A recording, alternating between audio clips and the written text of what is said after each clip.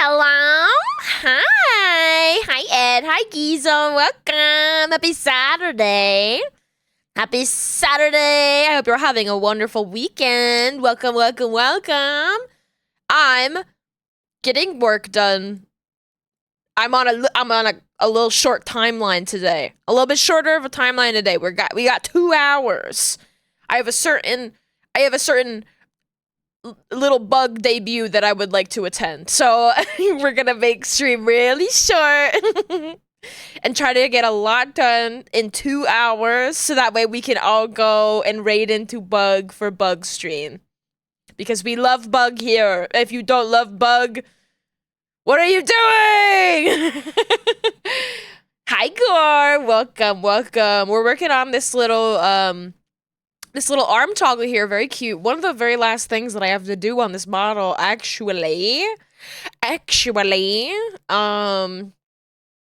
is this model, the list of stuff that I have to do on it looks like crazy right now. It's like, this is the list of everything that I have to do, but this is good. When the to-do list looks like this, it means I'm almost done. Because all of this is just like notes on stuff that like needs fixes. So I'm like, it's just all the little stuff that I can't forget.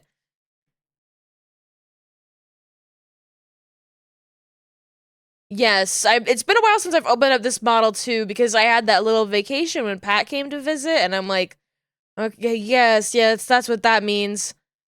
That's what that means. Okay. Like, but right now, the plan is to just make these hands look good on the head rotation. That's the goal. I don't think it should be that tough, but it's probably gonna be like a little bit of rigging weirdness. I've never rigged a toggle like this. The difficulty with like any body part interacting with the head, especially if there's like a lean in, it's like eek. Something's gonna have to get a little silly in there. But I'm smart. I know how to use glue, so I can basically do anything in this program that I want to now. Okay, so I'm gonna take this hand. The hand's gonna be pretty much in its own thing anyways. Oh, let's just really quickly remove the hair. Bald! You're bald! And she was completely bald! She's bald! She's bald and she's... What is it? She's hurting people with hair! Hi, Joshmo! You're not short? Listen, we can't all be perfect. We can't all be perfect.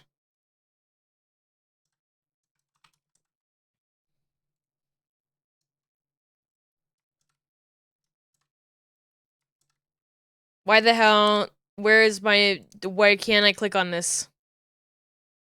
Oh, it's because, okay, yeah, it's because I'm stupid. Cries in 511, oh! Oh! Get shorter!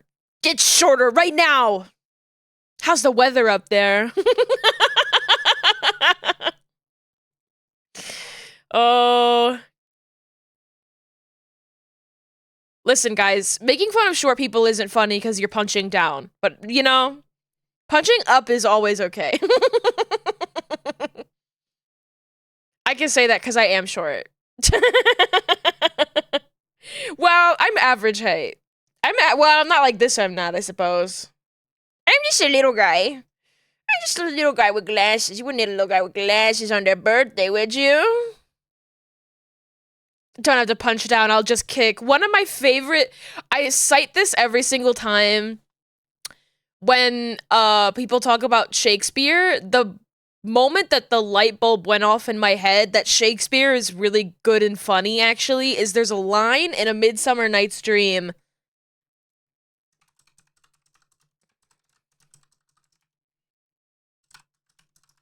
Let me see if I can find it.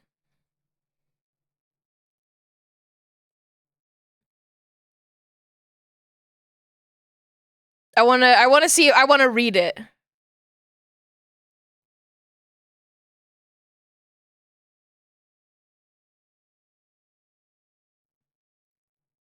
Let's see, let's see.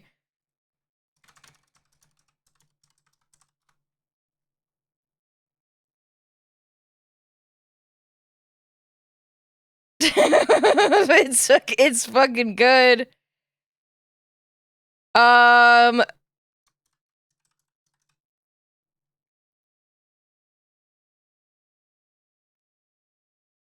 it's these two girls are arguing with each other about a man that they like. And Hermia says, "Puppet, why so? That way goes the game. Now I perceive that she hath made compare between our statures. She hath urged her height, and with her personage, her tall personage, her height forsooth, she hath prevailed with him. And are you grown so high in his esteem because I am so dwarfish and so low? How low am I, thou painted maypole? Speak, how low am I? I am not yet so low but that my nails can reach unto thine eyes." Girl!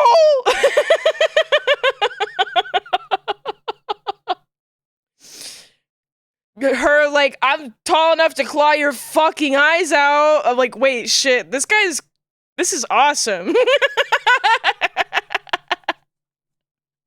I'll fucking claw your eyes out, bitch. Oh, I love that. So good.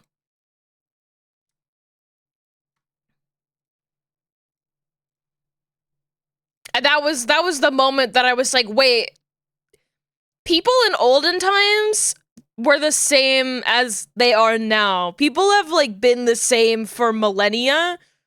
It just sort of like the way that we talk and the little cultures and the little things have changed over time. But deep down at our core, people are the same. And Shakespeare is funny as hell. Also, the scene, I think it's Romeo and Juliet with the "I bite my thumb at thee." Oh, they're like, do you bite your thumb at me? And he's like, "I bite my thumb, but not at thee, sir." Like, that scene is crazy. Fucking like, Mercutio, like, intentionally pissing off the cops or something. Or was it Tybalt? I mean, it sounds like something Mercutio would do. It's been a long time since I've brushed up on my Shakespeare, okay?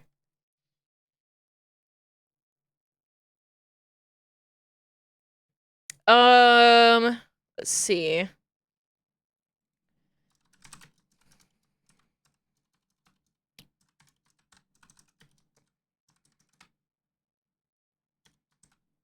I'm just putting these in deformers, because it makes me feel safe.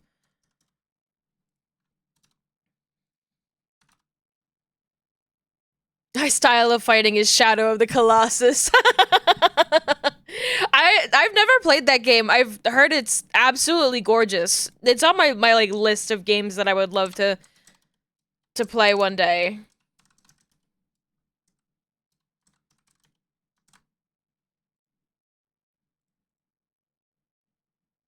You know what? I guess I'm just working on this particular hand. I think I would like to just like lock the other shit.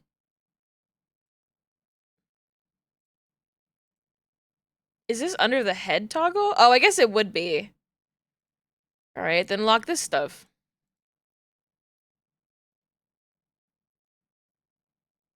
Why is... These are deformers. What are they doing in here?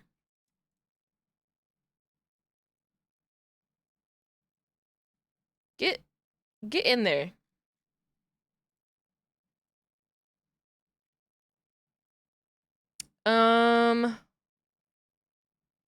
Okay, there's the hand on cheeks toggle. I'm just gonna, like, lock a bunch of shit here. Because it would be so awesome if I didn't accidentally break a bunch of shit. I'd really love that for me. I'm gonna put it in a folder.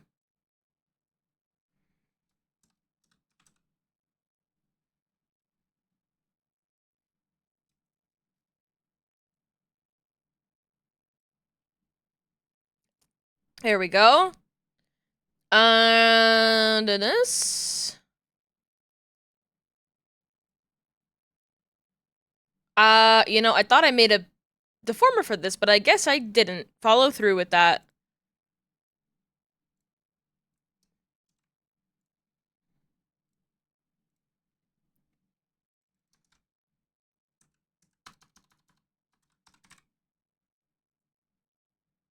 I'm thinking about that Shakespeare that I just read, and I'm like, damn, I know I'm not gonna get through this Shakespeare without like misspeaking, but I think I tapped into the part of me that, you know, when I was reading Shakespeare in school, I took a lot of pride in really, like, I was like, everybody else sucks at reading this shit and they fuck up the words and they don't know how they're pronounced, and I took a lot of pride in being able to speak with really good diction, and now I stream and I can't fucking string together a sentence without sort of saying the wrong word. So I was like, wow, I can't believe I said all of those Shakespeare words correctly. And now as I was saying that, I misspoke read and wrote, and I said road. Motherfucker!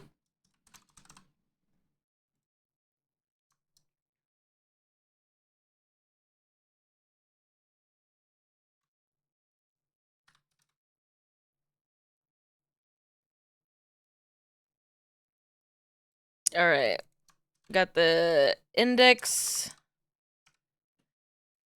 This is gonna be interesting. I don't know how this is gonna go with this toggle. I'm gonna try my best. Oh, there's no thumb on this. That's good. Streamer brain is real. It's true, and I'm cooked.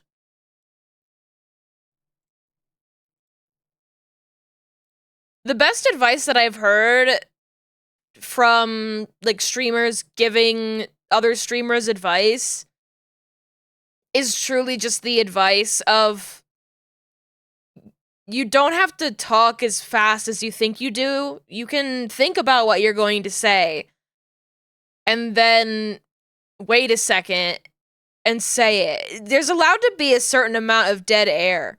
You don't have to go, and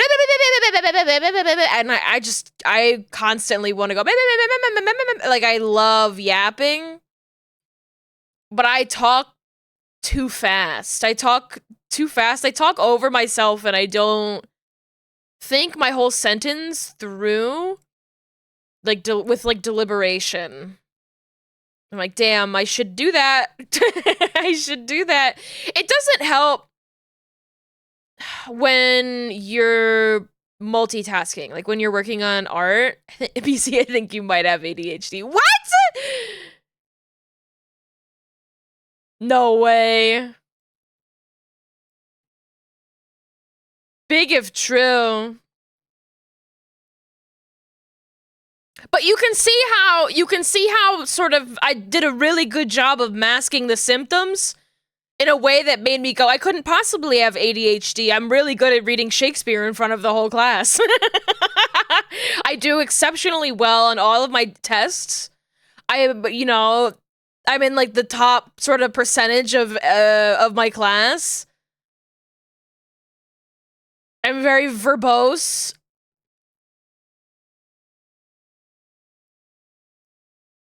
I can't have ADHD. I'm really smart and annoying about it, and I thought that people with ADHD are only, like, allowed to be really bad at school. I can't have ADHD. Only boys have ADHD. I can't have ADHD. Only my dad has ADHD.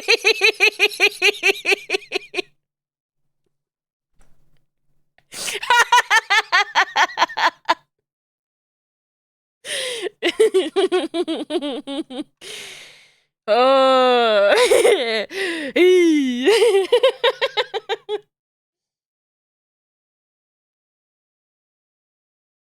Aw, Yuzu, I hope you feel better. Everybody post BZ sleeps in the chat to make Yuzu feel better.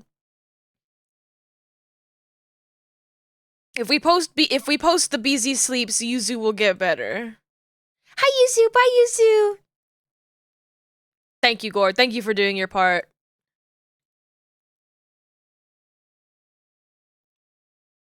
I was talking to Yuzu, and Yuzu said that he wasn't feeling so good, and said, I think it's a virus of some kind, and I went, oh, the dreaded virus, sort of just jokingly, and then Yuzu went, maybe I should get a test. I was like, oh, when I said the dreaded virus, I meant it in a really goofy way, but actually, yeah, that's probably a good idea.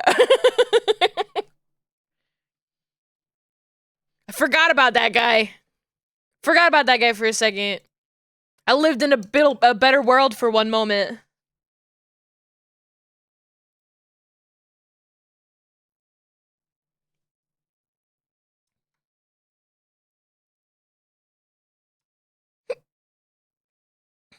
Okay, I'm gonna ignore the rest of the arm on this. I'm just gonna focus on this hand and like this hand right here. I'm gonna move it to hereabouts. Oh no, the head moves so much with the jaw open too.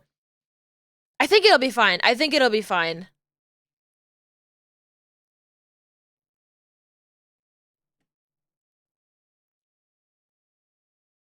I think I'll be able to compensate and it won't be too annoying.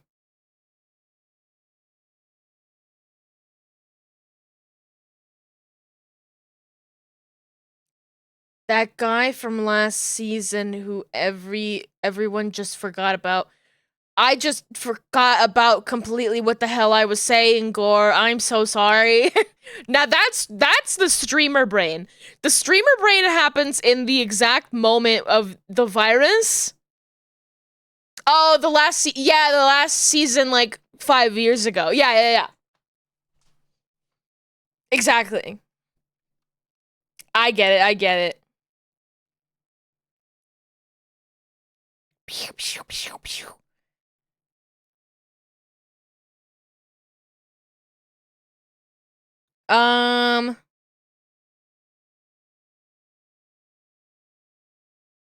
Getting distracted. I'm getting distracted. Oh, fuck. I kind of want to read Shakespeare. Does anybody have a favorite Shakespeare play? Or am I just a huge fucking nerd? For me, it is A Midsummer Night's Dream, and for the reason that it made me realize that humanity has more in common with the past than I realize. I was like, oh, wait, Shakespeare's funny as hell! So it has to have a special place in my heart for that.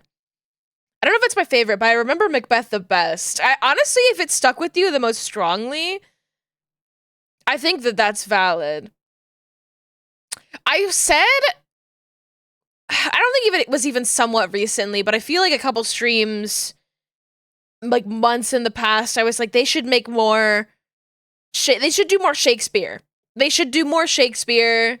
I feel like we're overdue for some new, like, Romeo plus Juliet, or 10 Things I Hate About You. Like, I want to get that back.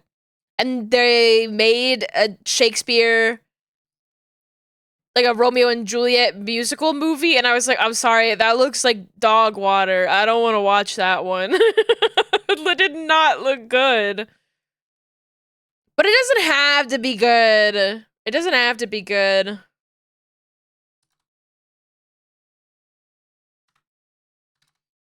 I think if you are in the market to do like a well-recognized Shakespeare play, I think you need to like have the balls to bring something new to the table. I guess making it a musical does kind of bring something a little bit new to the table.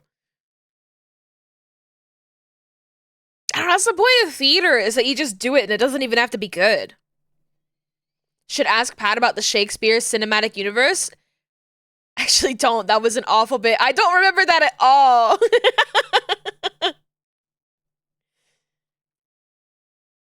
I need to watch Romeo and Juliet 2. That's what I need to watch. It was when you were watching Stargate? Okay, so it wasn't that I missed a Pat stream. Good to know, good to know.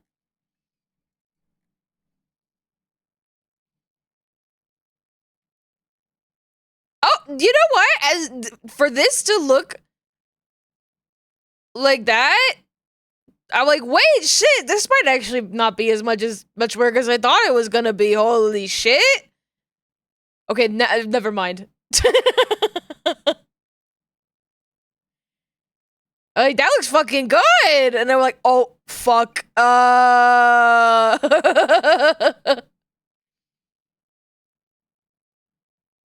See the work ahead of you and all the moving parts have been spooky. You didn't know how to phrase it. It's a little scary.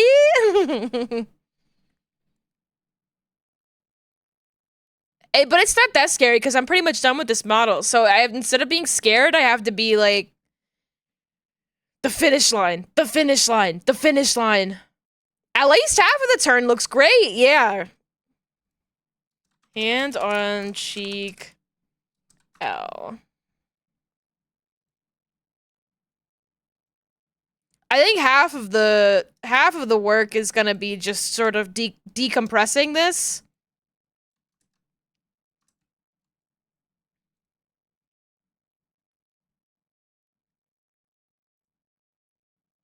Okay, how does it look if I take it out of the face one? Here's what I'd like to do. Take that, put it back in there. Put that thing back where it came from, or so help me. Copy the form for this. Right? I guess I can't really copy it. Okay, no. So take this out of here. Do this. Delete that. Put it back in.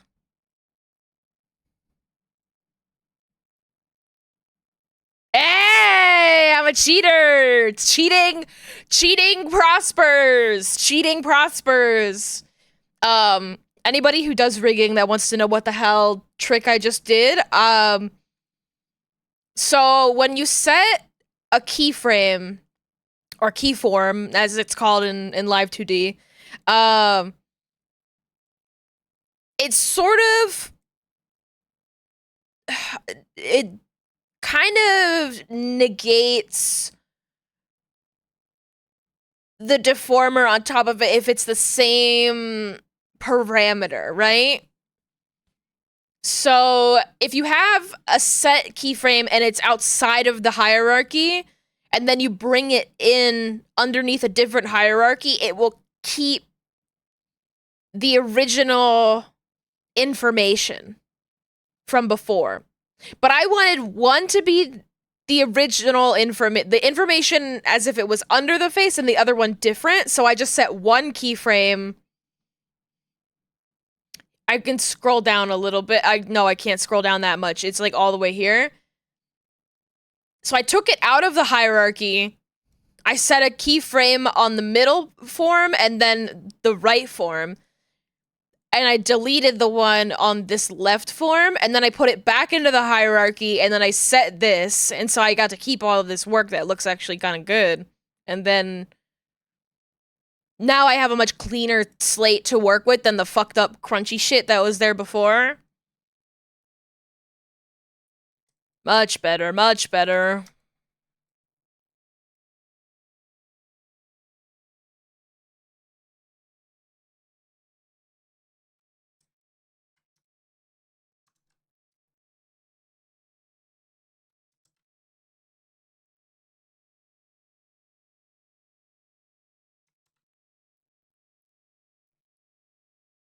I think I'm gonna just have to individually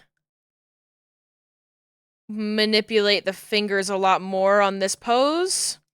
I also need to, I think, just push out the wrist area a lot more. I'm gonna bring it back a little bit.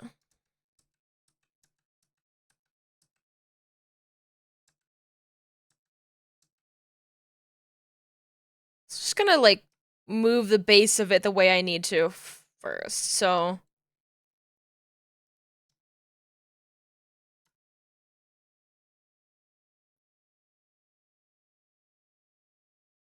Instead of being scared, you can just think about how fucking good it's gonna look when it's done. Yeah!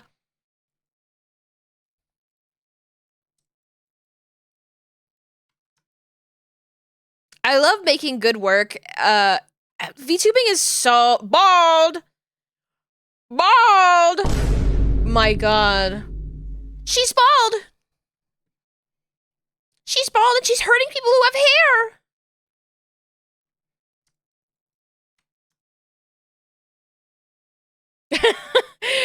Bald emote. Wow. I love how VTubers love a bald emote. It's such an easy one to add to models. IMO. At least for me. With the way that, like, I structure stuff. And I think it's funny as hell.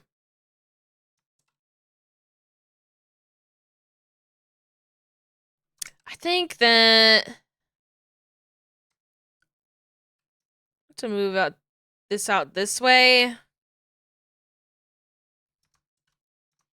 It's getting a little too thin.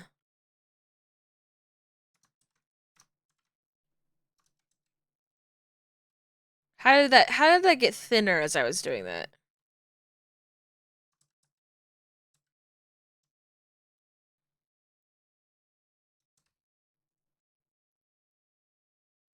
Gonna bring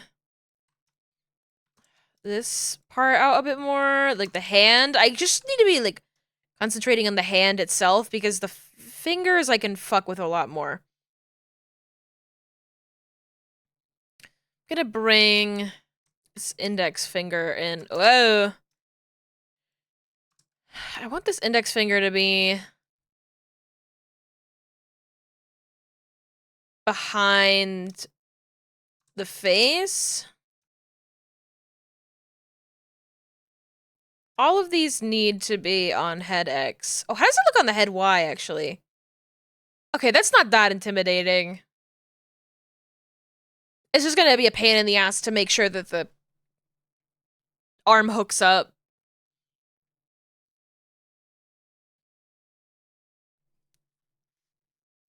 It's like this kind of toggle, like any kind of toggle where you're touching your face, or a drawing toggle that relies on input, like actual input, which is how I like to do my drawing toggles.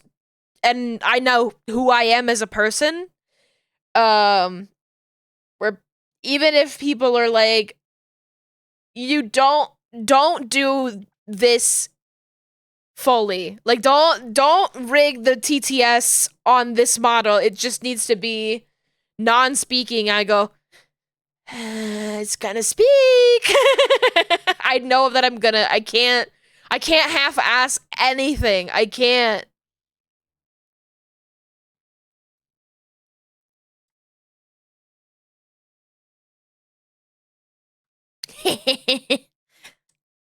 It's honestly a problem. I can feel that so deeply. It's just truly like no half measures allowed.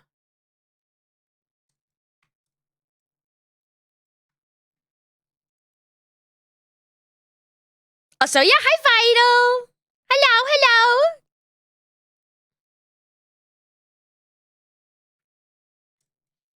It's whole pussy or none at all, okay?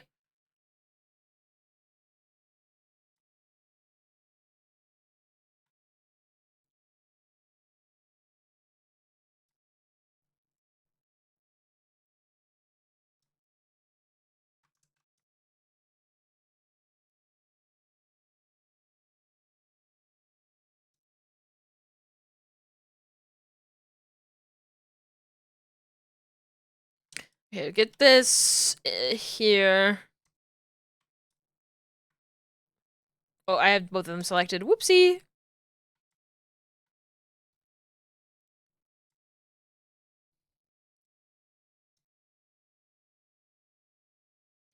I double ass everything. It's a very slow way to move. Yeah. I have to fight that instinct sometimes to get deadlines, and I hate it. But if I must, if I want to do anything else, true.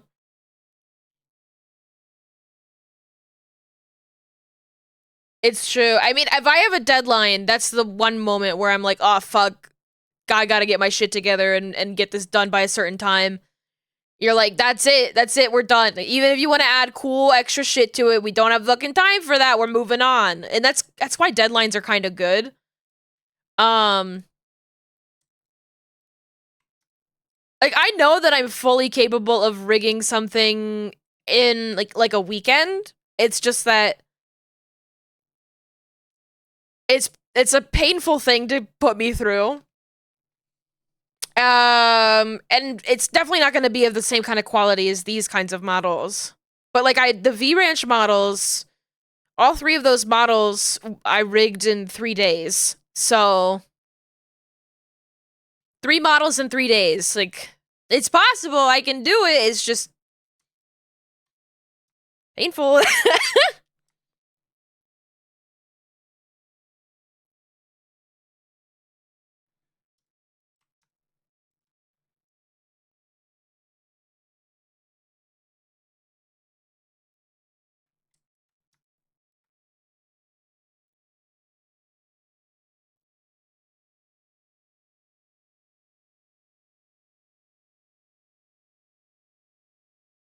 I like the depth on this. But it's good to do like a 24-hour game jam kind of thing, just to sort of like push yourself in that way and get shit done really quickly. I think a self-inflicted deadline challenge can really get the blood pumping. It's kind of like lifting weights. I guess like what your like heaviest weight that you lift, right? The heaviest thing that you can bench. It's not something that you can bench like consistently. It's something that you can bench if you really push yourself and if you've, all of the different factors come into play. The way I can get deadlines for myself is like challenges instead of you gotta get it done by this time. More like, I bet I could do this in 2 days. Yeah.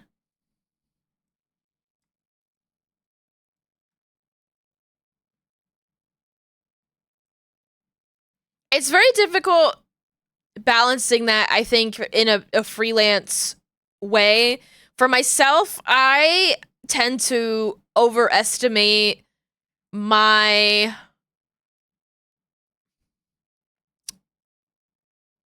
how tired I am. Because I know that pushing myself, I'm gonna get burnout. I'm gonna hurt my wrist. I'm gonna trip and fall, and they're gonna have to put me down like a horse. Like,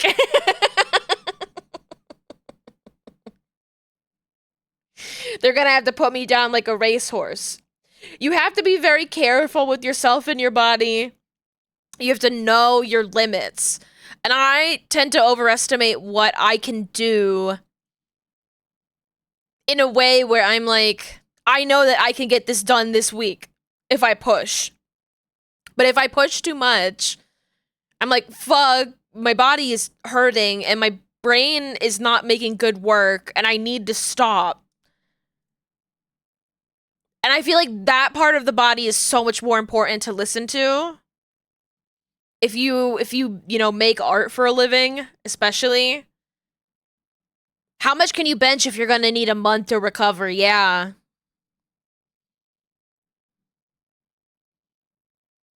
I underestimate how long things will take. I underestimate my own tendency to lose interest and get distracted. That's the kicker! That's the kicker!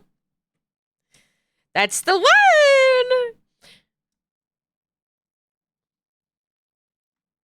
For me, it's not even a distraction thing. I think it is genuinely the fucking goddamn ADHD.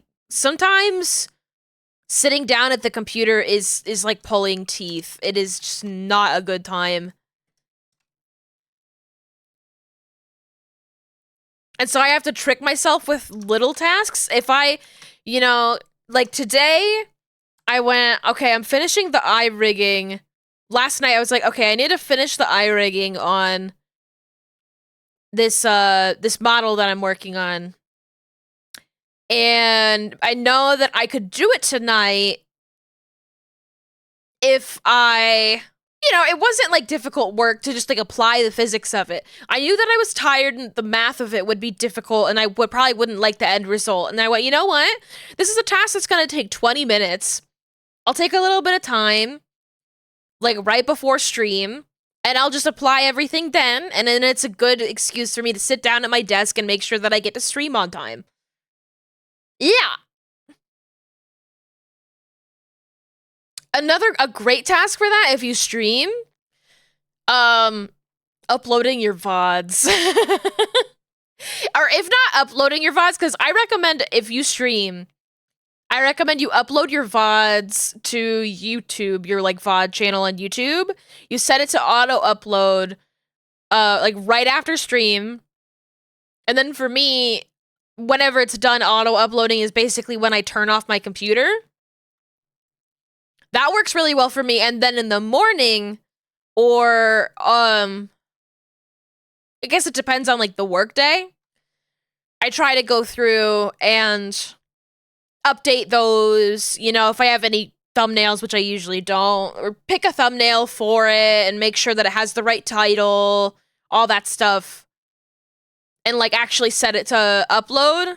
That's like a really good sit down and sort of just do a really easy task to trick me into getting in front of a monitor. I actually have to force myself to take breaks and feed the ADHD fire in your brain's engine for enrichment. Yeah. Oh, it's been rough for me recently. I don't know what it is. Like, I'm craving like a kind of content that I don't have access to. It was really good when I took my little stream break and I went through Wolf 359, which I finished. I finished Wolf 359 yesterday. Finally. Like, it took me a really long time to get that final bit out of the way, I think. The trick yourself thing is so true. Yeah, you're playing like there's like a kindergartner at the fucking wheel. There's a kindergartner at the wheel of the brain. And listen, not all tricks work. You could be like, oh, if you get your work done, you can have a yummy treat. Bitch, I can have a yummy treat whenever I want. I'm not stupid. That only works so many times. Problem with taking breaks is that my brain gets upset and just wants to get back to the break activity when the break is over. It feels so good when you do get into that like hyper focused superpower groove though. It feels so good.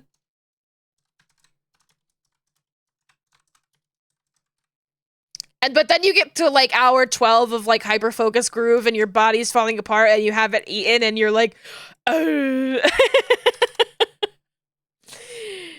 You're like, damn, I got so much done. I'm so proud of myself, but also that was not good for me. ADHD people have to be so much more in tune with how their brain has to work just to function. It's kind of crazy. It's kind of crazy.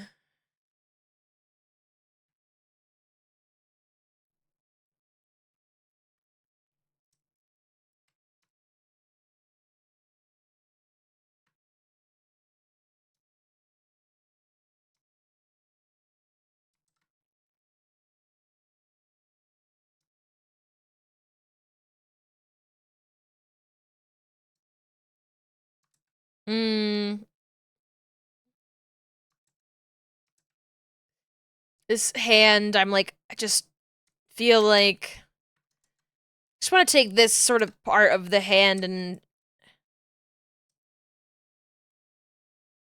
really pull it out more.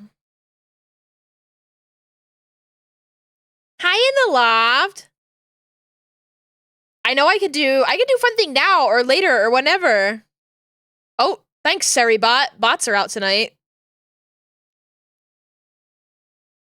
Yeah, I need something more specific and novel. Yeah.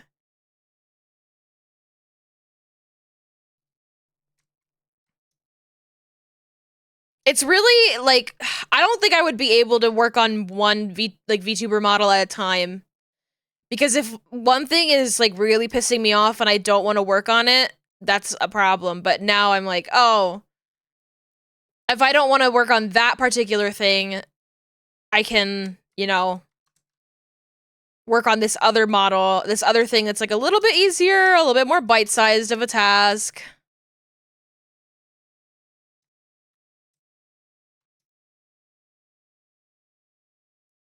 And then if I like find the right Twitch stream and I get into just the right groove, I can like pump out work for like 8 hours straight, and then I'm like, woo!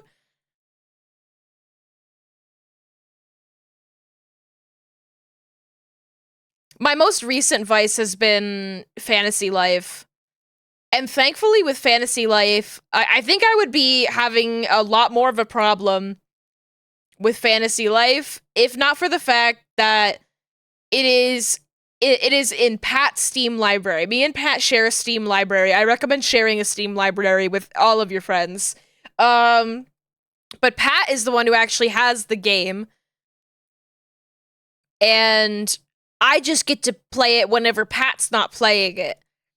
So basically, we've been trading off playing the new Fantasy Life like we're divorced parents and we're like one of us is getting the child on the weekend. And thankfully Pat usually has a different sleep schedule than me, but it's so funny to be like, okay, I'm done playing Fantasy Life, you can play now.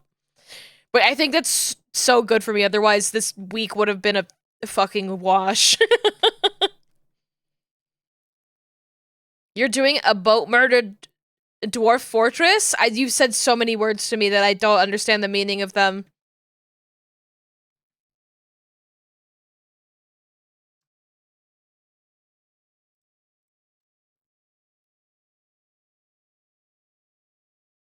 The thing about this is this hand, as well as I think most of it is covered by the hair.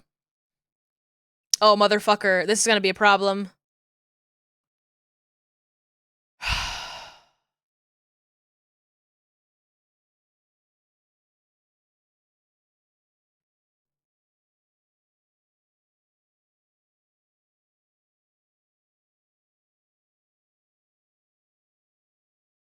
Am I just gonna have to change the sort of, like,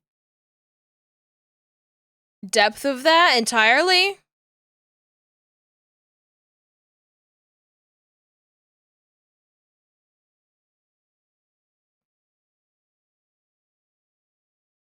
Do the hands have to go over top of the hair? I don't care for that. I guess that's not so bad. It definitely reads a lot better.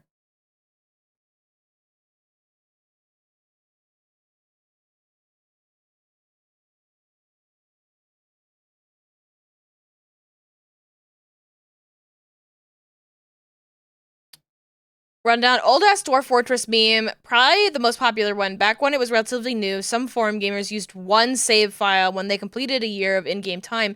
They'd pass it out to someone else, leave an in-character forum post. That's so cool! There's videos on YouTube for it. It's just readable in many places. It's some good comedy. That's fucking awesome. I'm gonna be looking that up after stream. I love that.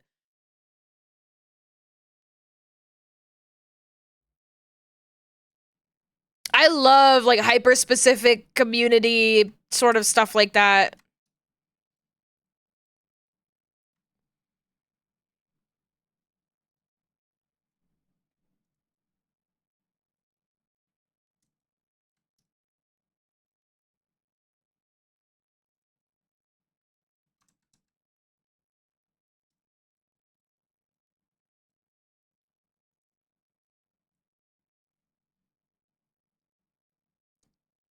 Also, reading the last mayor or leader's journal entries was optional. Oh my god. Players could go in blind, ignore everything else if they want. Oh my god. That's sick. That's awesome.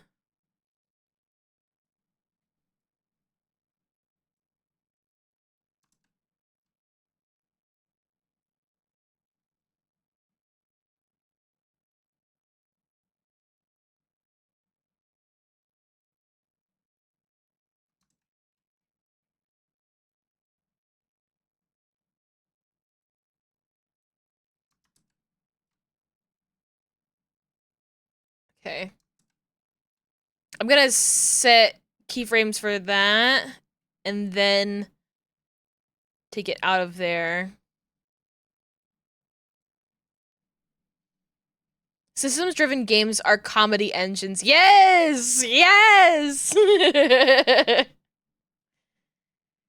Players, so some of it reads like someone inheriting a job they don't want, managing things and trying to organize things the last person did or follow their own goals. Oh my god. Yes. This is unrelated, but a little bit not. It's making me think of it because I love humans and the like weird little things that they do for fun and no money.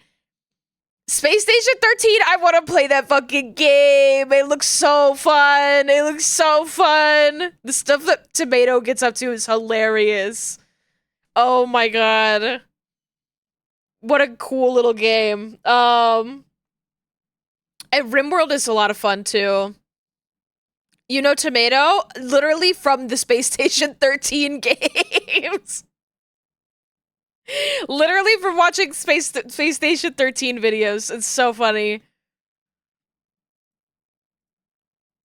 I don't even remember like what inspired me to like look into Space Station 13. I think I saw it on like a list of like weird sci-fi games. And I went, and I literally have a list of like 50 games. It was the one that I clicked on. He's gonna be in another D&D stream next week or so. Ooh, that's cool. Pat really likes Tomato. I know this about Pat. I think Pat was watching Tomato yesterday and was like, oh, the raid like somehow emptied out into the raid train of it. Raid chain? Not really raid train, but Tomato raided somebody who raided somebody, and eventually they raided Basil Wolf. And what was funny is that I was watching Basil Wolf at the time while I was working. And so it was funny that Pat was like, oh, I somehow made it into Basil's chat. And I went, oh, I'm in Basil's chat. Just, hello.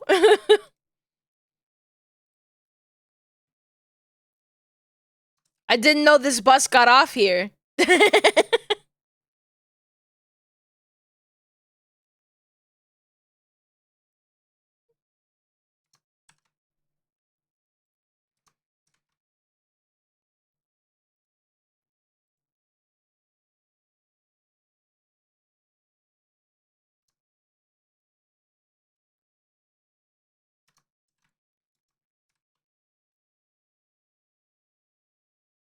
Brett told him his World of IO. It's gonna be called Devil's Due. Testing a new system is the DM trying to migrate away from Wizard of the Coast stuff.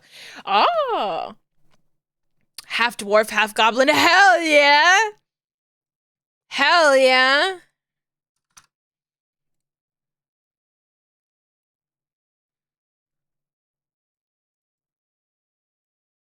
Who owns Call of Cthulhu?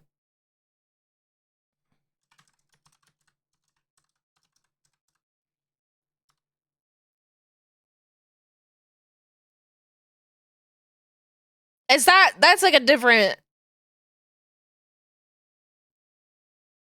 That's a different, company, right? That's not Wizards of the Coast? Or is it?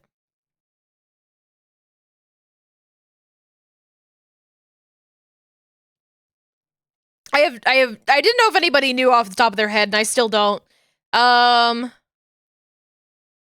I don't think it's Wizards of the Coast, though, because I feel like I would have seen something about it if that was the case. I learned today from a video that Lux showed me, apparently, like, the biggest tabletop role-playing game in Japan is Call of Cthulhu. And, like, it's way bigger than it is, anywhere else. And I'm like, that's fucking cool as hell. Like, I've never played Call of Cthulhu myself, but I just think that, like, that's so fun. In the video that Lux showed me, they talked about how there's sort of this thing that happens, or like, I guess like a little bit more of a culture of it, where people actually dictate their tabletop RPGs, And then they publish it, which is something that happened with a really early Dungeons and Dragons campaign that eventually got turned into an anime. And the person who was making the video showed like examples of what they did. It was basically like these people were hacking visual novel makers and putting in their like dictated tabletop role-playing game and then putting that into YouTube, and I was like, this is so fucking awesome. This is so cool. And it like looked like so handmade and cheesy in the best possible way, and I was just like, oh my god, I love humans. Like it's so good. Funny thing, the designer of Call of Cthulhu RPG is one of the level designers for the original Doom and Doom 2. You know what? That doesn't feel like the craziest sentence. I can see how point A and point B are connected. I was watching a video about why Japan has so much Western fantasy that's like D&D and Tolkien stuff, because it wasn't because of Lord of the Rings. It was really into sci-fi at the time. I think we watched the same video, Vital. I think it was by the same person. Because they made a video about why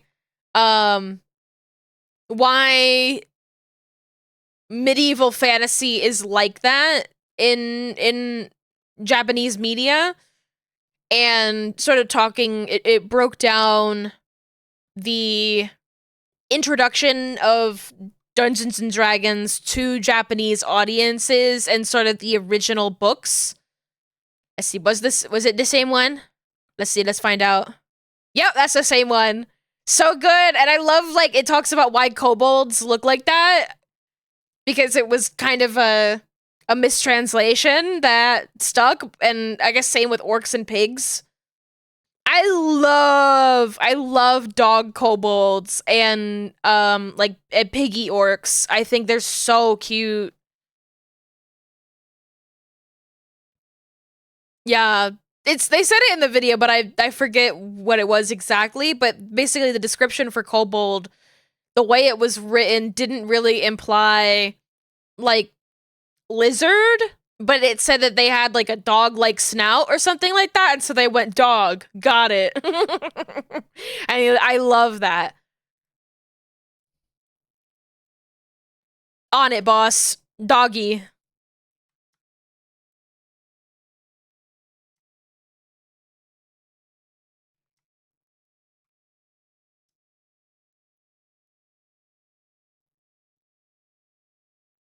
There was art of a dog-ish lizard with a dog nose, like mythical creature of hodgepodges. Ooh. Dog.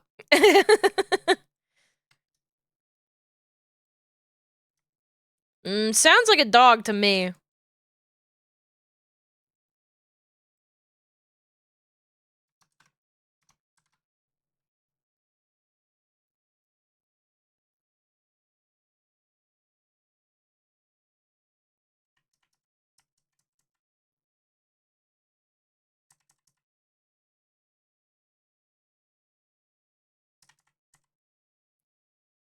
Some RPGs has then taken the dog kobold back into the West. Yeah. I think it'd be so funny if like people like leaned into it and had both. And then some kobolds were dogs and some kobolds were lizards, but they are in fact the same species.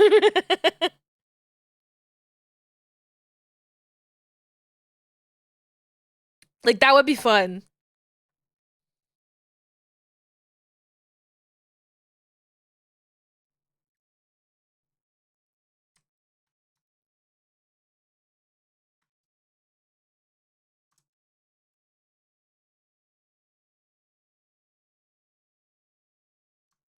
Okay, all of this.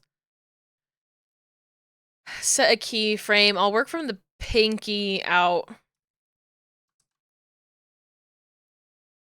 Could have kobold be a classification in some lore or something? Yeah. Or you could just like go Star Trek with it and, you know, go the Klingon route of why do Klingons look different, and they're just like, we don't speak of it to outsiders.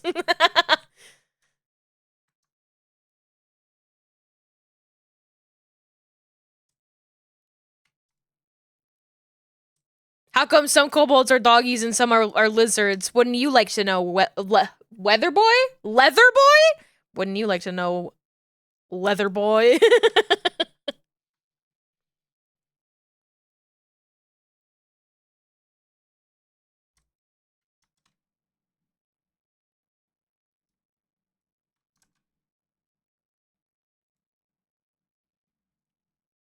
I feel like this mesh could be better.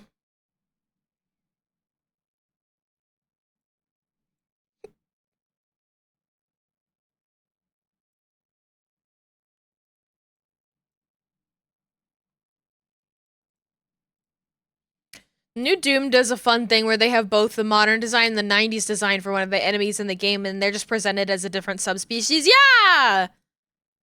I think that kind of stuff is really fun.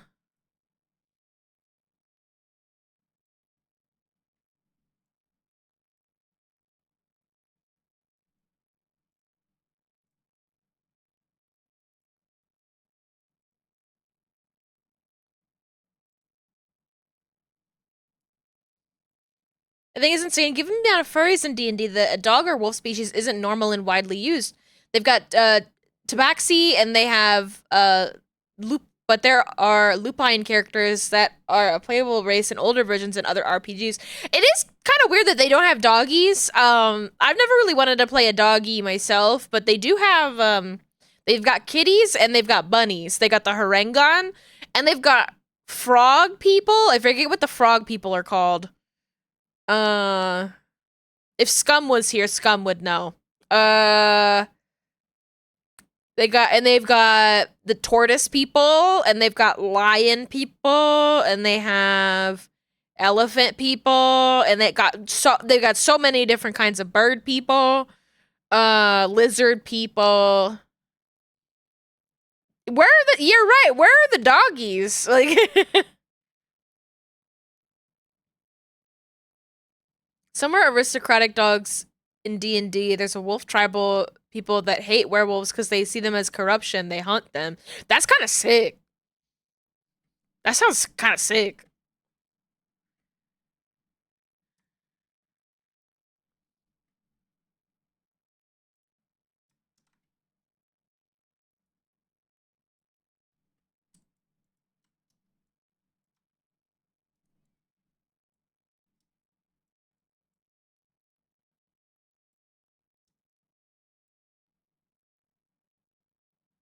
They exist, just weirdly unpopular or unheard of and not used in a lot of major media.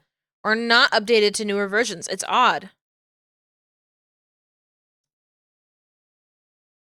If I was running a game where somebody wanted to do a doggy character, I probably would reflavor Kobold.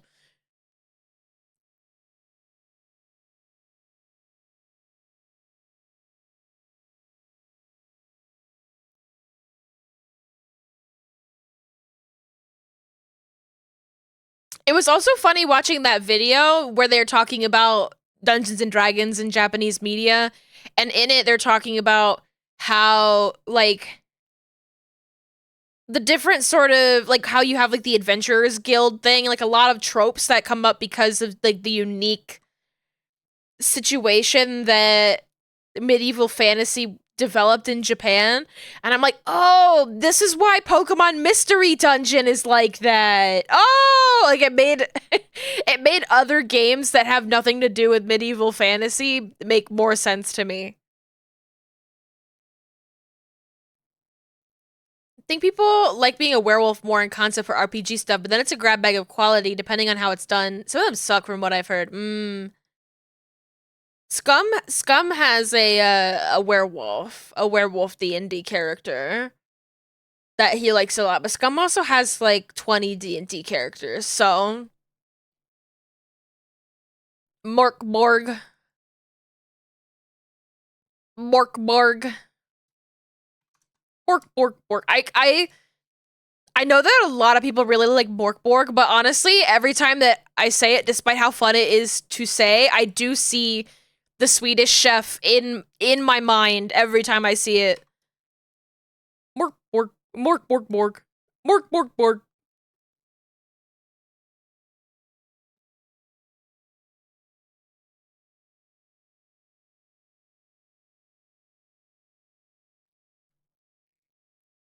Okay, I can bring this index finger down for sure.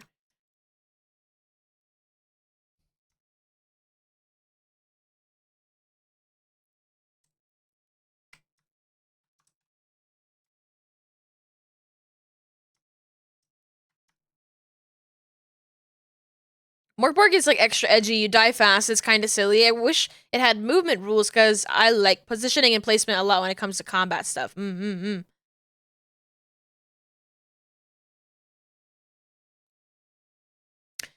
never really sat down and thought about what I really like in a tabletop RPG. Because I think at the end of the day, I don't like tabletop RPGs. I think I like writing. I think like if I am given the chance to be on like a roleplay forum, I over tabletop RPGs, I will do like a forum based role playing thing every time. But I feel like those are so much less popular than they used to be. I really love writing. Like that's kind of what it is for me. I like writing a lot more than I like improv. I think improv a lot of the time puts me in a place where I don't like being funny on command. I get scared. I mean, well, bitch, you're a streamer, but I don't. It's different. I don't know. Here, I'm not really trying I'm trying to make you laugh, but not like every single second. It's why I don't like Jackbox games. I get really intimidated by it. When you're streaming, you don't have to always be on. And the thing with tabletop RPGs, you don't always have to be on too. I don't know. I think it's just been a hot second since I've been in a session that I like felt like really connected to. And like I have a lot of friends who get really into it and get into like a lot of it, and I'm like, I can't do that. I like tabletop RPGs not to make other people super happy as much, but I want to be fun and play with, but I want to see if I can pull off something wild or fun with friends or something. Yeah. I like eating snacks. Tabletop games are really hard for me to sit through, but TTRPGs are a little better because I can spend a lot of time taking information and thinking about what I want to do. Oh yeah. I have a really hard time with tabletop games, just sort of like board games, because I'm inherently incredibly competitive and I don't like the person that I become if I am not playing a multiplayer game that is inherently collaborative. You do not want to see me playing Catan. I just, it's not good. It's not good. You don't want to see it. But tabletop RPGs, I would prefer tabletop RPG to a regular board game every time. But if given the opportunity to sit and think and write, I will take the opportunity to sit and think and write, and then I would do that. Because I love doing like forum roleplay, and people really liked my writing. Like I always felt really good about my writing in forum roleplay because it feels like such a nerd thing to be like to like brag about. But I really lived for the moment where I would write something and I knew it was funny, or at least it was funny to me. Cause I have this part of my brain that operates on a sense of, you know, it would be funny. And I write a lot of my characters like that. So I usually had a lot of very strong characters, like capital C characters that I would love to write. That were just big personalities, and I would always try to come up with, you know, Your one character is talking to another character, and you're like, okay, there's like one or two ways to answer this question, and I would always go, okay, what's the third way to answer this question? And that would always involve some kind of very ridiculous writing that always made sense for the character. That it always made sense for the character. To give an example, I had a character, one of my favorite characters that I love to write was a little frog boy. A little frog boy who was a total Muppet. I wanted to make a character that was a Muppet of a man. And so he was a character, he had social anxiety, and he only talked through hand puppets. For the most part, he got better. But he had debilitating social anxiety, and the way that he talked to people was through hand puppets. And so half of the time I was writing for him, I was inventing weird hand puppet characters that would just, like, talk through. And so basically be like, okay, in this moment, this character is talking to another character like it's fucking Seinfeld. But it's just like inventing like crazy shit that would be said and weird like puns. It was so fun. But I would live for that moment where I would do something crazy and then people would like, I would see like a little Skype chat. I would see a little Skype chat and it was just like my name in all caps. And I was like, I knew I made you laugh. I knew I got you.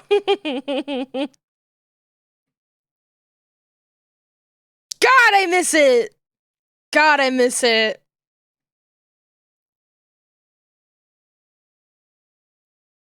I need to be writing my own like lore stuff like that. Just yesterday I was like, I've got a bunch of characters rattling around in my brain that don't have names. I saw that one post going around that was like, you know, what OC writer are you? And a little bit the designer, a little bit the OC factory. I like creating really interesting and cool designs and cool characters, and the name is usually one of the last things that comes up. Because the way that I like to name characters is I like to name them in a way that pisses people off. I like to have like really ridiculous character names.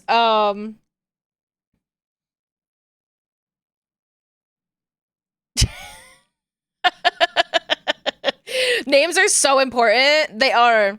But I'm a sucker for a strong and memorable pun.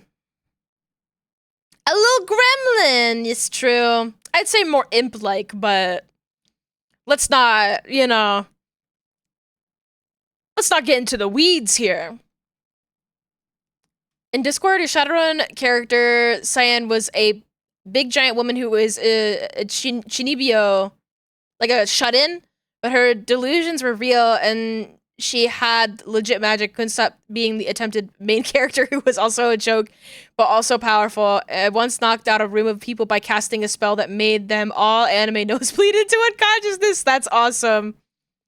I designed a character for D&D a couple months back that I was like, I want to make a little Harengon, a little bunny folk character.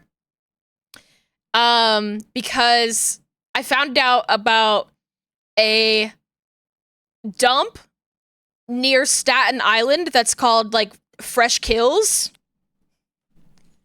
But named Fresh Kills like kill as in a estuary, like a river. My eyes, you like my little eyes? Hi. Oh, thank you. But I thought that was such a funny name for a cute little character that would be any sort of race of D&D character that name themselves after like natural phenomenon. And so I was like, okay, let's do like a little Sylvanian family rabbit, and her name's gonna be Fresh Kills, and she's gonna be a oh, what's the ambush class of ranger?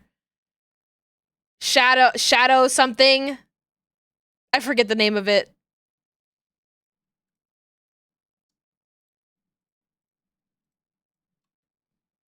Gloomstalker. She was a Gloomstalker ranger. Like that's how my naming conventions work. I'm like, oh, if the name isn't the first thing I come up with and I go, that would be funny, then it's I want to come up with something funny.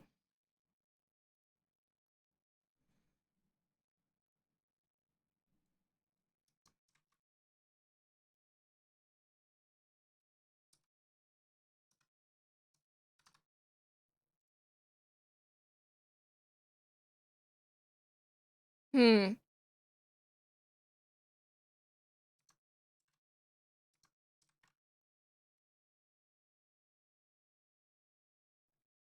I want to push this a little bit this way.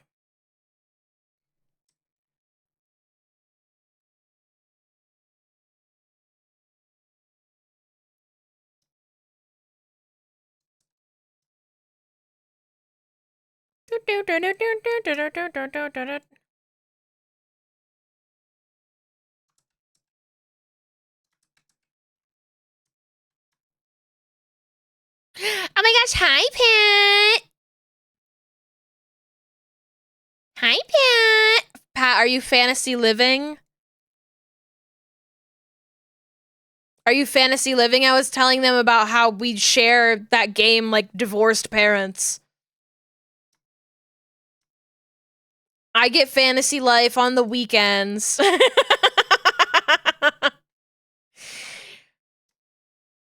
you get the fantasy life after work hours. We do. Next time I play D&D, I'd really like to try doing a human cursed into goblin form. I think there'd be a lot of funny, cool situations to make out of that. Ooh, that is fun. That is fun. I think the next time I would like to play. Oh, another D&D character of mine. In it's a Strixhaven campaign. I haven't played it in a hot second, so I kind of forgot about it. I play a half orc prince whose name is Dang. His name is Dang, son of Lash. That's his like full name. And I thought it would be funny if his name was Dang because he's there on a sports scholarship, and I liked the idea of him playing silk ball so good that people in the stands they go dang.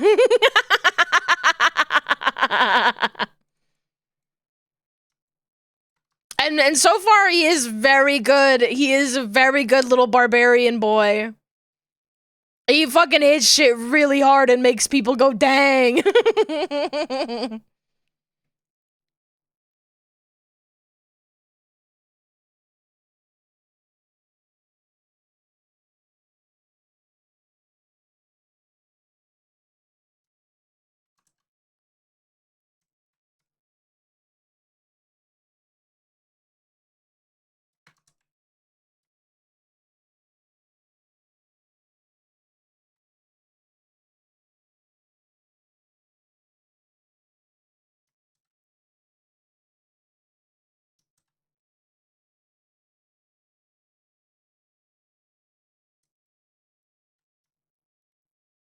Okay. Let's see. I feel like I could still definitely like futz with a lot of this. I think it looks pretty good.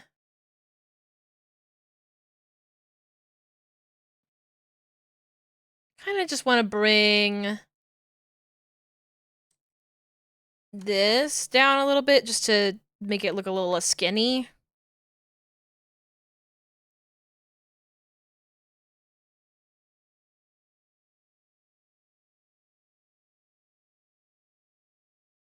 I just grab like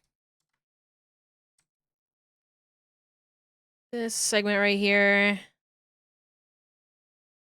And just pull that up a little bit. I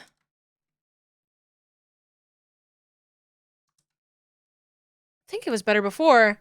This looks so hard. Just stick to selling the ref sheets.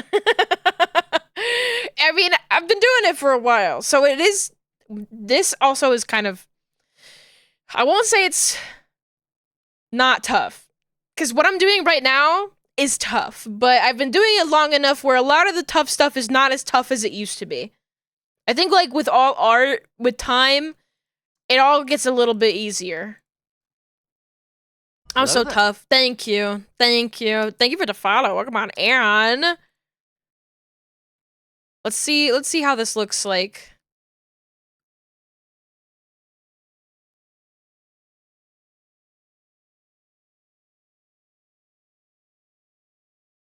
Can I just... Oh, hold on a minute here. Do we have... Okay, no, this is in the perspective. Something weird is kind of happening here, but...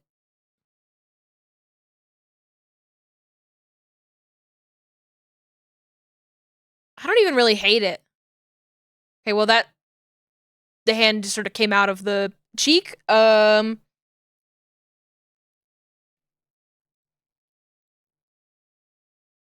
What if I just throw it in here really quick?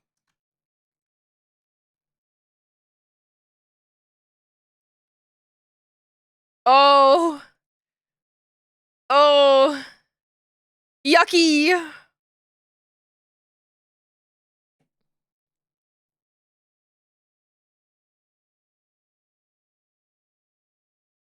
Okay, maybe... I don't know, maybe it's not good to have it like that.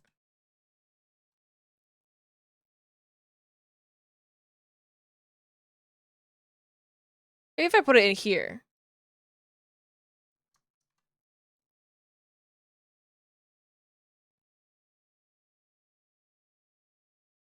Okay. That's also not working.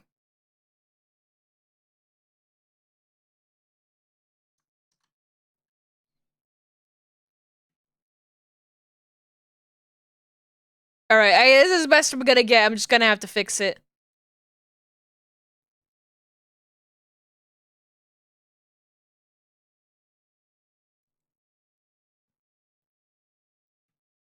Okay, well... First to fix is this pinky.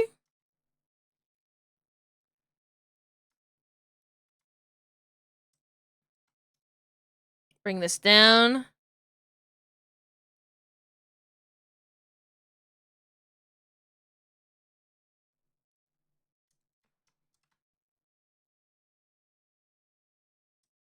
I think this is like a perspective thing more than anything.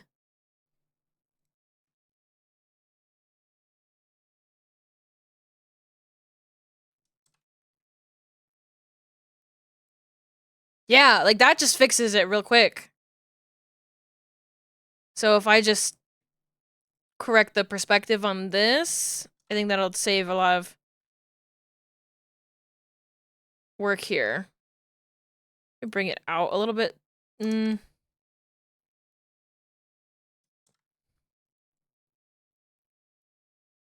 think I went a little too hard.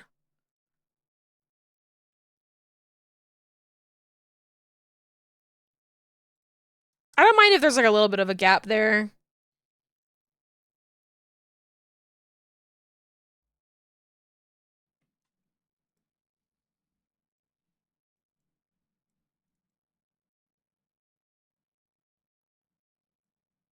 Kind of want to just like bring out this part here. Maybe perspective is the best way to do that.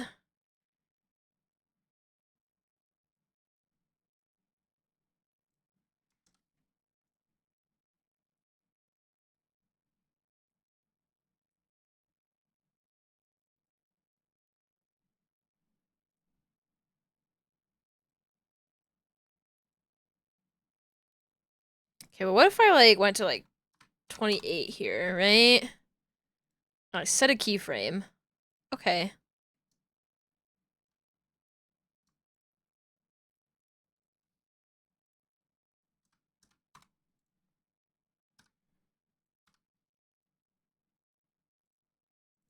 and changed it to 30.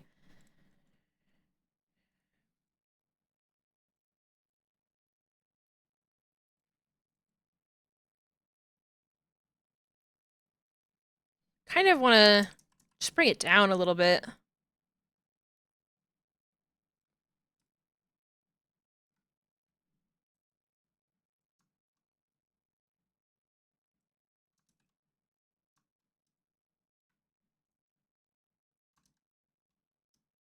Hmm.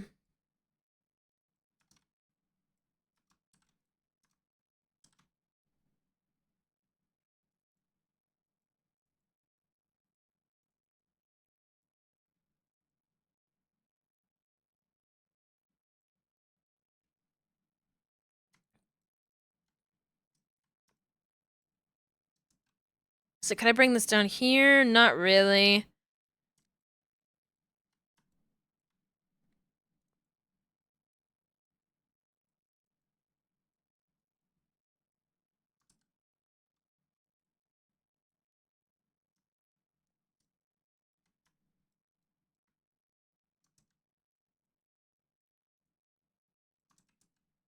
I think I'm like futzing with it and making it worse a little bit.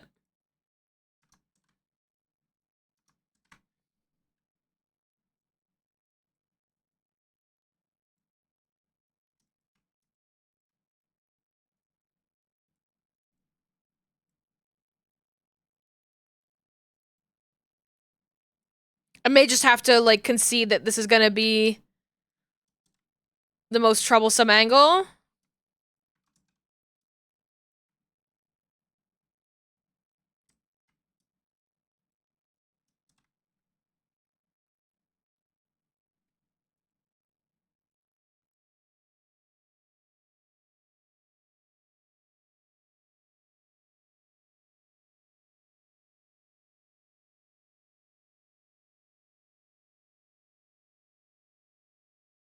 I don't remember the skull looking like that, but I guess maybe I did that for the hair. Why is this skull so lumpy? Who did that?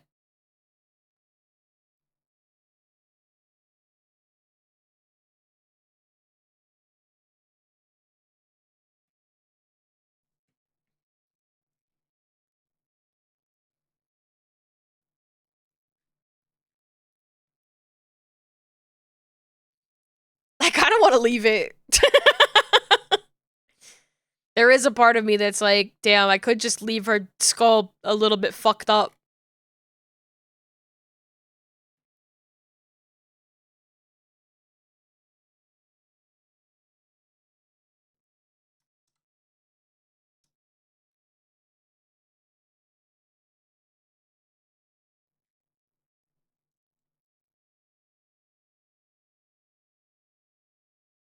Hello! Hi, Crimson Ogre. My name is Beezy! My name's Beezy. Hope you're doing well, though.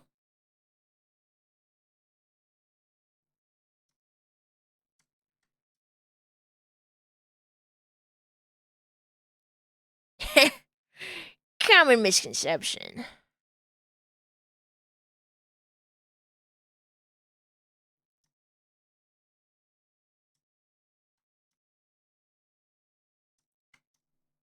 I'm trying to be better at telling people. Oh no, I don't have ham emotes anymore. I'm gonna have to find an oh, you know what? I'll use the bug actually looking emote. Hold on, what's that one called?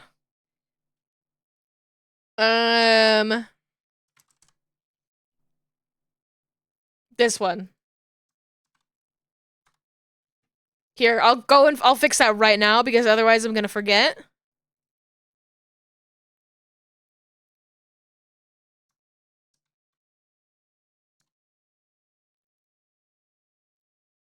Okay, now if you do exclamation point BZ.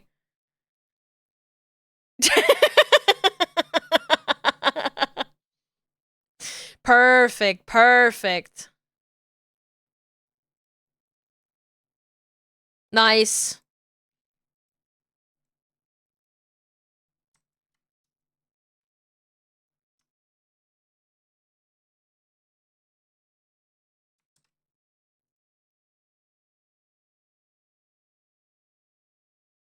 Okay, I'm getting distracted trying to reinflate this head. So head? Um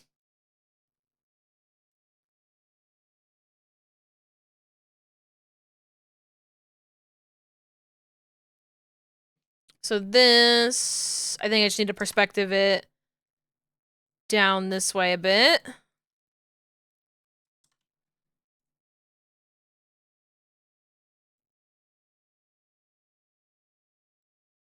Think I can perspective it a little bit this way as well, and a little bit more down.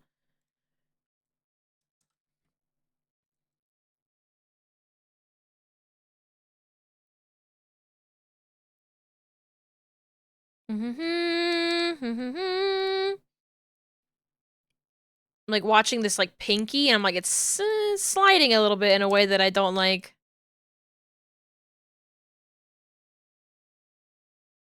That's better. And then this one, we want to go up a little bit, bring it down a little bit on this side.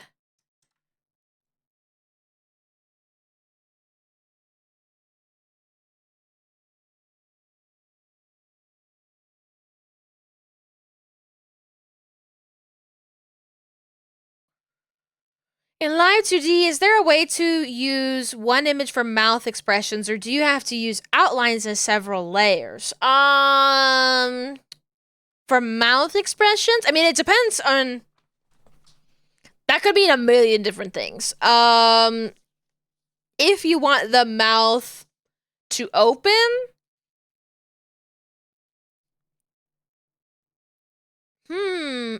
technically, as simple as you can make it, the answer is no. I think I would recommend, if we want to do it the simplest way possible, I recommend 2 layers. One as like the line art, and then the other as the like inside color. Because I have mouths on this model that are kind of like that. There's like special mouths on this. So if I've got like this like crying mouth here,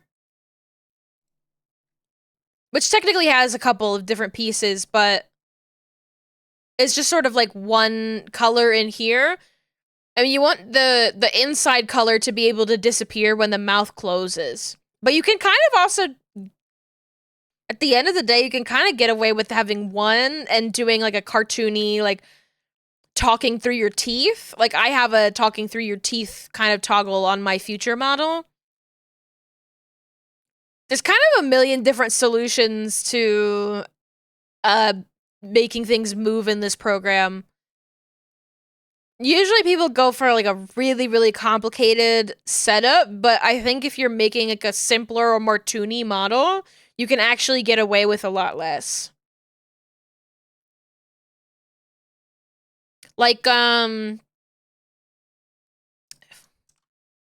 show my model.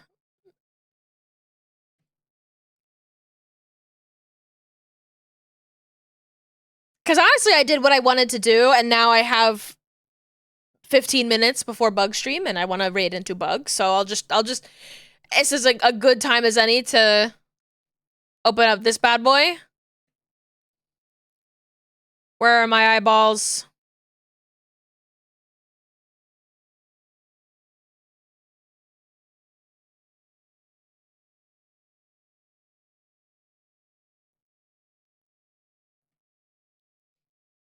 So on this model, if I hack in,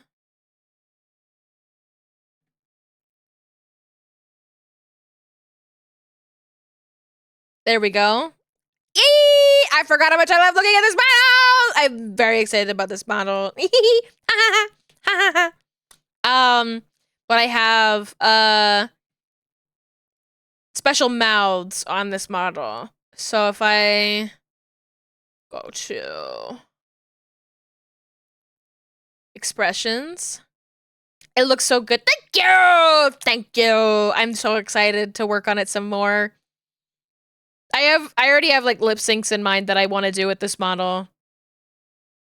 I did play with it a little bit, so it kind of looks like I have something of a proper hairline right now.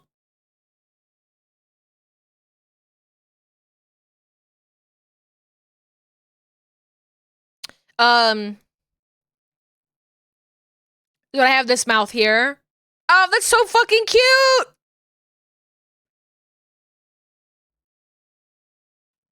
The eyes aren't set up properly yet, but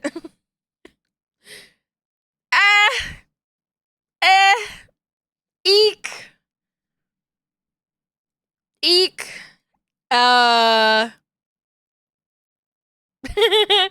so fucking cute. Oh my god, I'm tooting my own horn.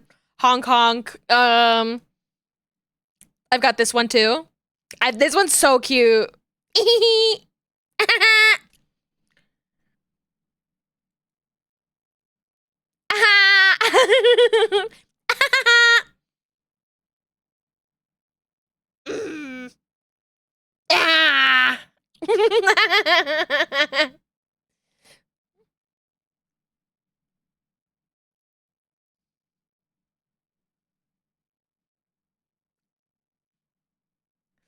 I'm so XD. I'm so cute.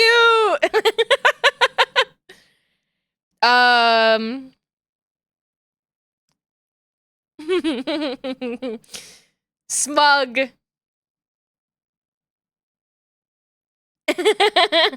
Oh, I'm so excited about this model. Okay. I have no mouth and I must scream. This one. Oh, the eyes. Whoopsie. I don't know about that. I don't know about that, Chief. There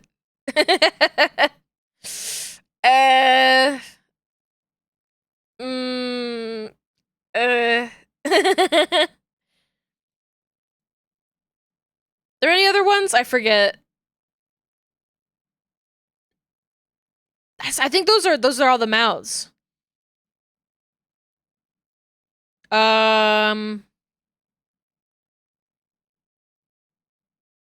Such a big yikes from me, pal.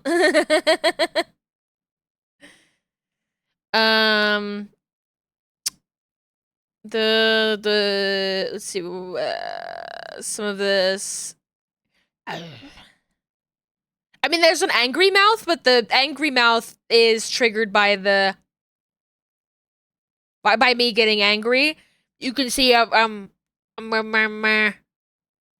can see it like controls the bottom lip. Is this? Pink. Arr, arr.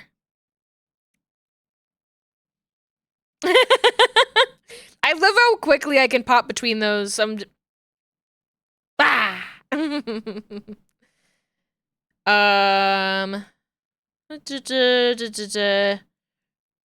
the crying eye?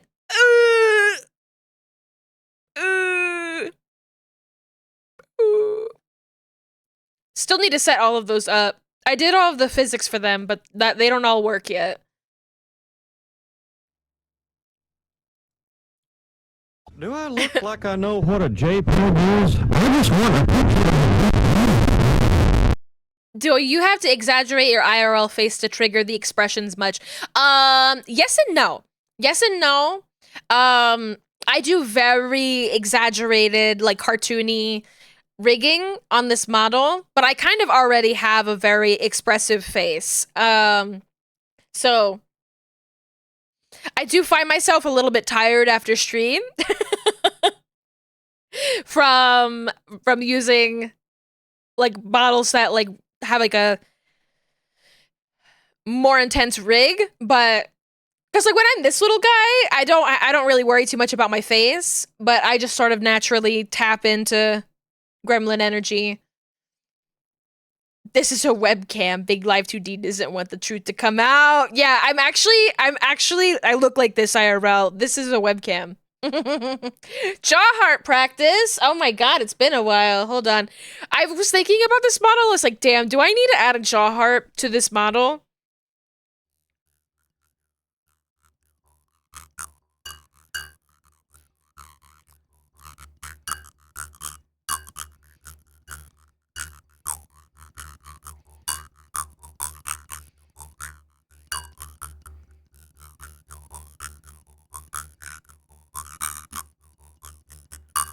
Oh, please do, Callum. How long have you been working on the updated design? Like 3 years.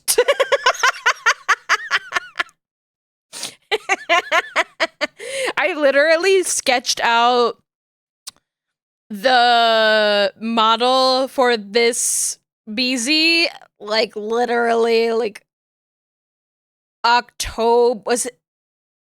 When did I debut BZ 2.0? It was like the month after I debuted BZ 2.0. I was like, all right, what's the next one gonna look like? But I gotta pay the bills, which means I gotta focus on other people's models before my own. So she's been on the back burner for a long time. A long time.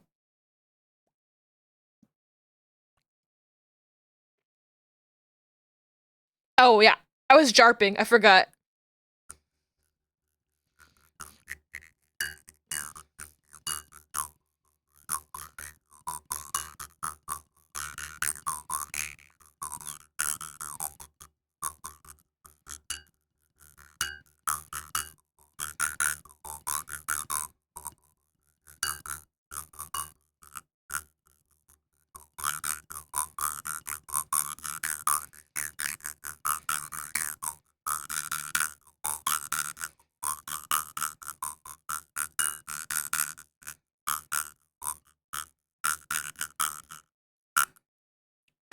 Yeah! Ooh, my nose is itchy. Still, the best part about this model is that one earring. It's just that one earring. I fucking love looking at it. I love it. Wait, no. Where's the drool? Is the drool turned off? I know oh, no, it's on a cycle, so it's not gonna actually animate. I'll have the cute mouth then. I like talking with the cute mouth. It's so fucking cute. It's so toothy when I'm like, it's just like here. There's a mouth in Fantasy Life that looks exactly like this.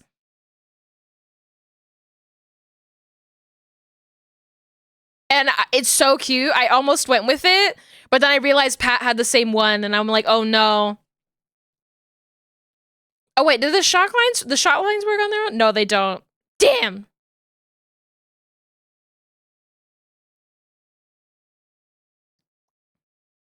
This one's so good. This one's so good. I may have to mess with it a little bit because it's like darkening a little bit too soon, but I love looking at it in Fantasy Life. It's such a cute mouth. I had to change mine though. The one that I started with was, I didn't like the expressions that it made in cutscenes, so I changed my appearance in Fantasy Life so I could have a different mouth that was a lot cuter. Well, one of us is gonna have to change. I was like, we can't both have the baby buck tooth. We can't both have the baby buck tooth, okay? I sent an image of my Fantasy Life character to Pat, and Pat was like, I knew you were gonna give her the beauty mark. I knew it. And I was like, yeah? If I have the option to give a beauty mark, I'm gonna put a beauty mark on the character. Blood. Yippee! Blood! Yay!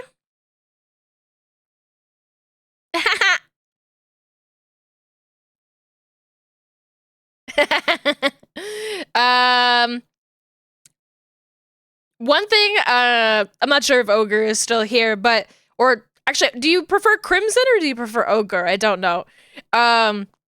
One thing that a lot of people don't add to their models that I like to add that makes it a little bit easier to not move your face as much is the mouth volume. You can actually like add a little bit of movement to stuff when you add a volume parameter. So I set it up with physics so that way when I am especially loud, it makes the mouth even stronger. So for example, if when I go you can see that it's bigger.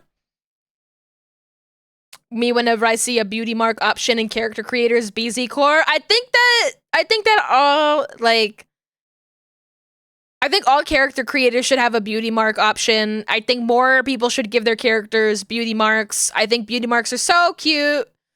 So cute. Beauty marks are just peak. Yeah. I love beauty marks. I love freckles. Just sort of like any like little charm points. Little charm points. A beauty mark is so great because it is such a small detail. Like, it's not hard to draw. Where something like glasses can be hard to draw, depending on the glasses. I think that if a character wears glasses, you should probably still draw them, but like, goddamn, just add like a little dot to the character to make them a little bit cuter. Awesome. Glasses are hard to draw because circles are hard to draw. Glasses are so versatile. This model has glasses. I haven't rigged them yet. Boo, boo, dancho, dancho, dancho.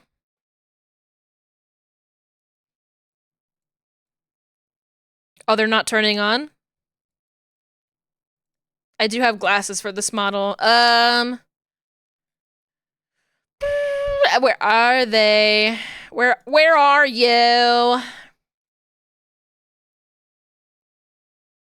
There they are.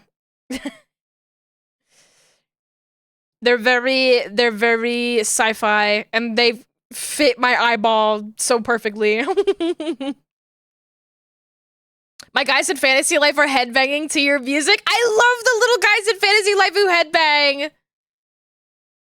The little metal leaf guys, they like inspired just sort of like a motherly feeling in me when they entered the storyline. Like, they were so cute to me that I was like, ooh, like I want to protect them. Circles. I have a tool for that. Yeah, for me, I like to make a circle and then I fuck it up with the liquify tool. Because I think a perfect circle is actually a kind of scary. It's a weird thing to say, but a perfect circle is a little bit scary. They're not supposed to be like that. They're not supposed to be perfect. You gotta fuck them up a little bit. One thing I fucked up on was having the design have a lot of textures. Oh, I've been there. I love texture. Like, I think texture is such an underrepresented sort of tool of fashion that you don't really see everywhere. Like, you know, you might see like opacity, like translucency. You might see like, you know, thin fabrics and stuff like that, but I love like the texture of a fleece object or sequins. I think it adds so much texture to a design. It's getting real close to 4. What, is Bug live yet?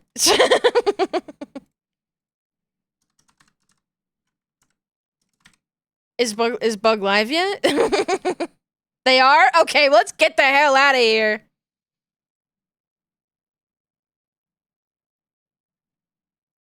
Let's get the hell out of here, guys. I was expecting Bug to be live at 4. Okay. I'll let you look at my beautiful face as we head out. Save. Oh God! There was a notification. I don't get Save. those because they piss me off. Save. Save. Speed. Save. Thank you for the warning. Thank you for letting me know. Thank you for the deep fry. Thank you for your company. I know it was a really short stream today. We'll be back on Monday. Thank you. Have fun hanging out. I'm glad you all could hang out with me. Thank you. Our raid message, what will our raid message be?